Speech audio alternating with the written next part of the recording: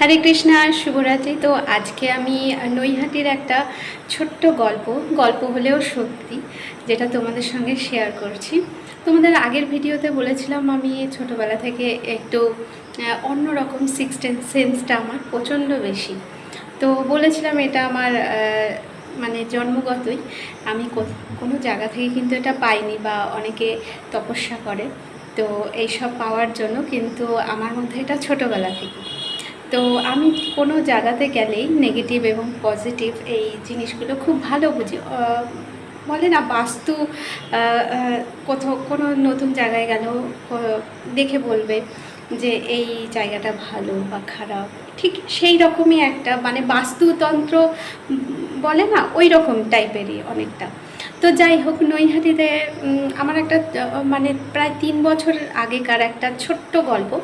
আর এইটা আমার লাইফে আমার ফার্স্ট এই রকম হয়েছে গল্প হলেও সত্যি। আর আমি ছোটোবেলা থেকে আমাকে একটা ছোট্ট কথা বলি, যে যারা আমাকে হাত দেখেছিল, মানে আমাকে দুজন হাত দেখেছিল। একটা হাত মানে একজন আমার হাত দেখেছিল, আর একজন আমার কুষ্টি বিচার করেছিল।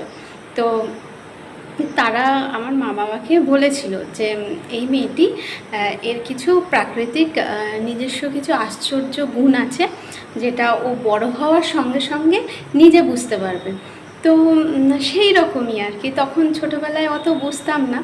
আর তিনি হচ্ছে আসামের, যিনি বলেছেন তিনি একদমই আসামের, মানে কেউ কোনো টাকা পয়সা নেয়নি, কিন্তু টাকা পয়সার পরিপ্রেক্ষিতে বলে না ওই রকম কিন্তু নয়, একদম সামনে দেখেই বলেছেন যে এই মেয়েটির মধ্যে অসাধারণ কিছু গুণ আছে। আর সেকেন্ড হয়েছে, তিনি আমার ধারে কাছেই থাকতেন, আমার কুষ্টি বিচার করে দিয়েছিলেন। তিনিও সেম কথাই বলেছিলেন, এবং বলেছিলেন তোমার কুষ্টি কিন্তু কোনোদিনও কাউকে দেখিও না, খুবই ভালো। তো সেটাই, ব্যাস এই পর্যন্ত। আর আমার জন্ম হচ্ছে, আমি একটা কথা বলি যে কেন হয় কোনো মানুষ, কেন সিক্স সেন্স বেশি হয়, তার মধ্যে জন্মের তো একটা কিছু মানে বৈশিষ্ট্য থাকে। অ্যাকচুয়ালি আমার জন্ম হচ্ছে বুদ্ধ পূর্ণিমায়, হ্যাঁ, একদম ভরা বুদ্ধ পূর্ণিমায় আমার জন্ম।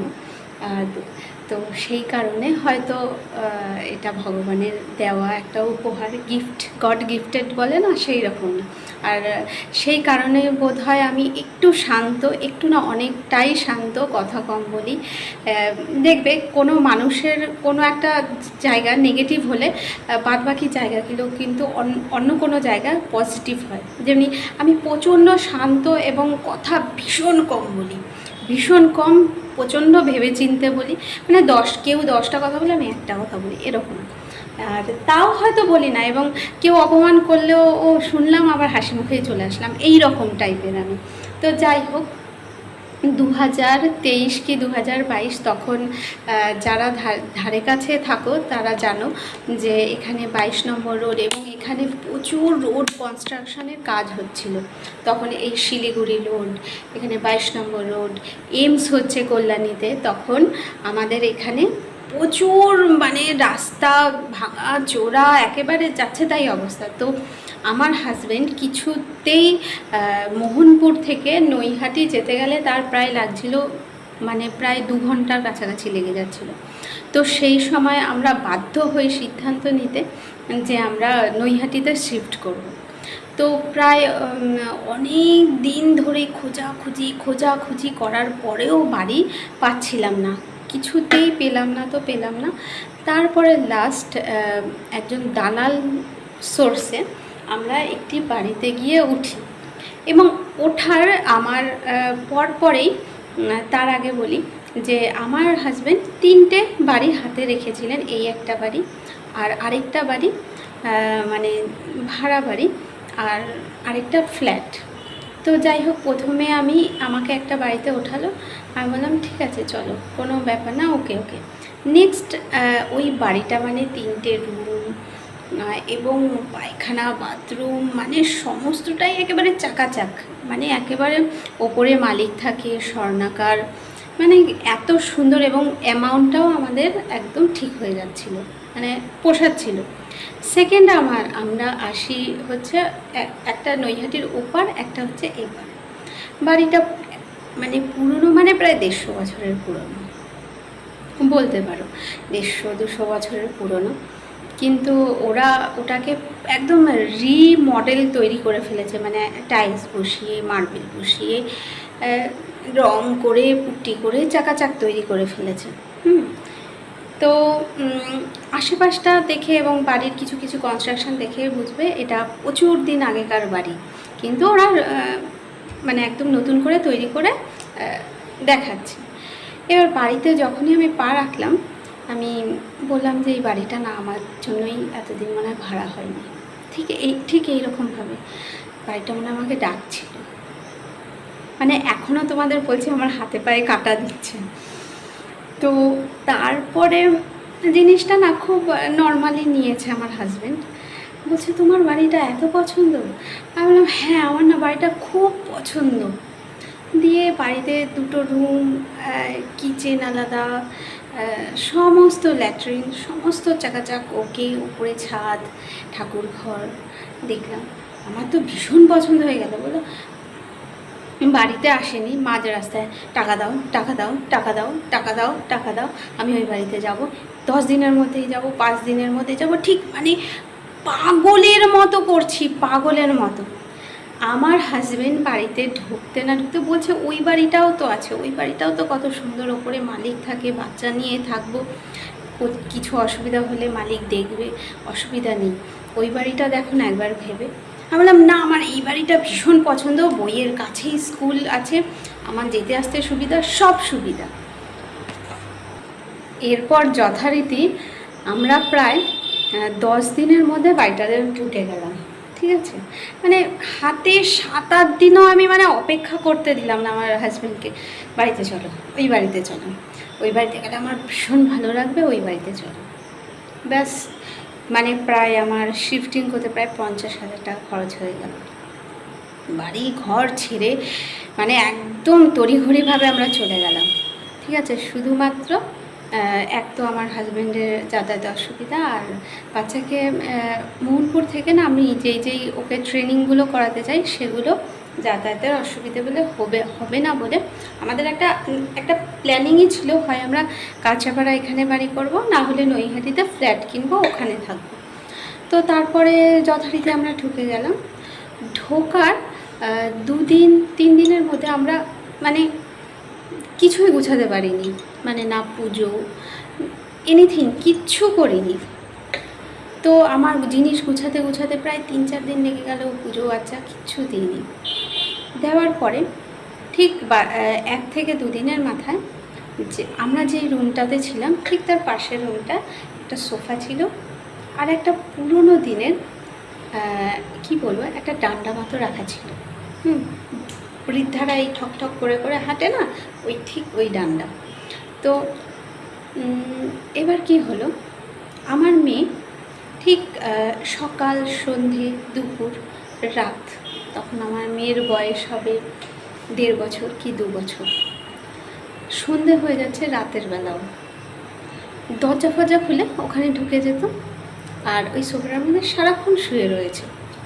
আর ওকে যখন টেনে আনতে যাচ্ছে, আমার খুব শরীর খারাপ, আমি এখানেই থাকবো, বারংবারই শুধু ওই কথাটাই রিপিট করছে। মানে 1.5 বছরের বাচ্চা, ওর না হয়েছে জ্বর, না হয়েছে সর্দি, না হয়েছে কাশি, কিচ্ছু না, ও নিজে থেকেই অনর্গল বলতে যাচ্ছে যে আমার ভীষণ শরীর খারাপ, আমি এখানেই থাকবো, আমার ভীষণ শরীর খারাপ, আমি এখানেই থাকবো।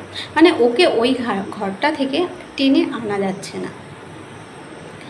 তো প্রথমে আমরা জিনিসটাকে ক্যাজুয়াল নিয়েছি।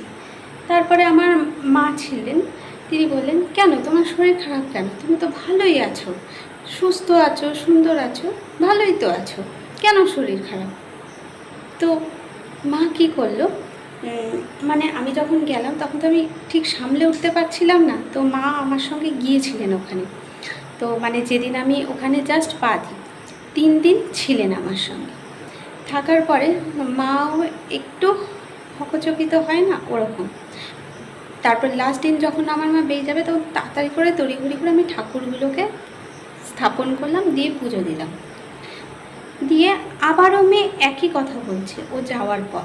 আমার মা চলে গেছে 4র্থ দিন থেকে, আবারও আমার না প্রচণ্ড শরীর খারাপ, আমি না মানে যাব না এখান থেকে। বললাম চল তো। মানে চতুর্থ দিন, পঞ্চম দিন, এবার একদিন ছিলাম, তারপরের দিন মানে আমার বিশ্বাস করে আমার গায়ে কাঁটা দিচ্ছে, আমি মানে থাকতে পারছি না। কেন মেয়েকে নিয়ে, আমি কত মেয়েকে নিয়ে একা থেকেছি মোহনপুরে, মানে আমার কোনো সমস্যা হয়নি। আর মোহনপুরে তো মানে আমাদের বাড়িতে একদিন বাদেই একদিন যজ্ঞ করা হতো।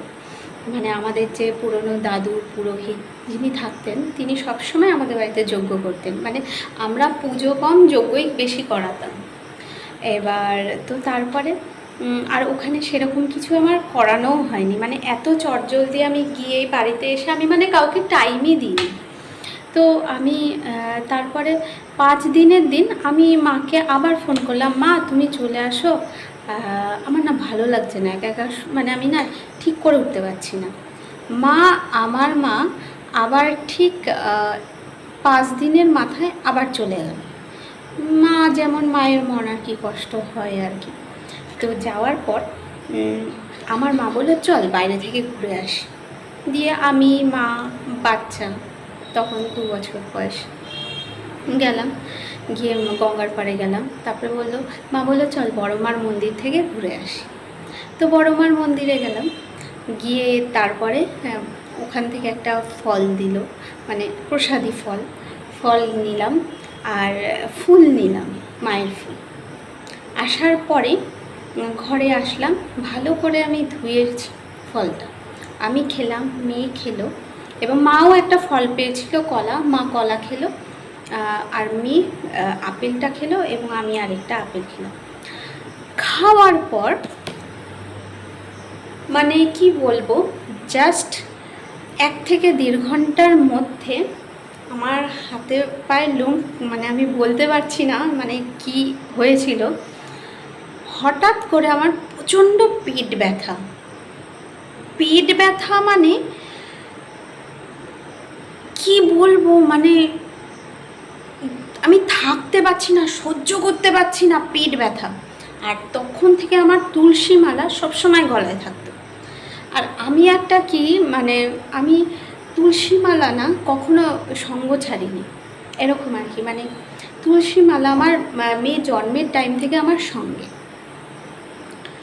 আমার পেট ব্যথা, সঙ্গে সঙ্গে বাথরুমে গেলাম। সেই রাত থেকে আমার প্রায় 5-7 বার, 10-12 বার হয়ে গেল। হওয়ার পরে মানে অদ্ভুত শরীরের মধ্যে হচ্ছে, মানে শরীরের মধ্যে জ্বালা পোড়া কীরকম যেন হচ্ছে। এবং ঠিক নেক্সট ডেতে আমার মেয়ে স্টার্ট হয়ে গেল, ঠিক আছে। আর কোনো ফুড পয়জন এরকম কোনো ব্যাপার না। তো তারপরে করার পরে মেয়ে সেম ওরকম পটি, সেম বমি স্টার্ট হয়ে গেল। আমার মানে আমাকে স্ট্রেচারে করে তুলতেছে, মানে আমাকে গাড়িতে নিয়ে যাচ্ছে, আমি পুরো শুয়ে পড়েছি ঠিক 6 থেকে 7 দিনের মাথায়। আমাকে তড়িঘড়ি করে একদম সঙ্গে সঙ্গে নিয়ে গেল নৈহাটি হসপিটালে। আমি ওখানে 1.5 দিন ছিলাম। বললো এত শরীর খারাপ, এত ফুড পয়জন কী করে হলো, মানে আমি নিজেও অবাক হয়ে গেলাম। তারপরে সুস্থ হয়ে যখন বাড়িতে আসলাম, আবারও সেম সমস্যা, আবারও মেয়ে ওই ঘরে যাচ্ছে, আবারও সেম কথাই ও বারংবার বলছে, আমার প্রচণ্ড শরীর খারাপ, আমি না এখানেই থাকবো, এই রকম হয়েছিল।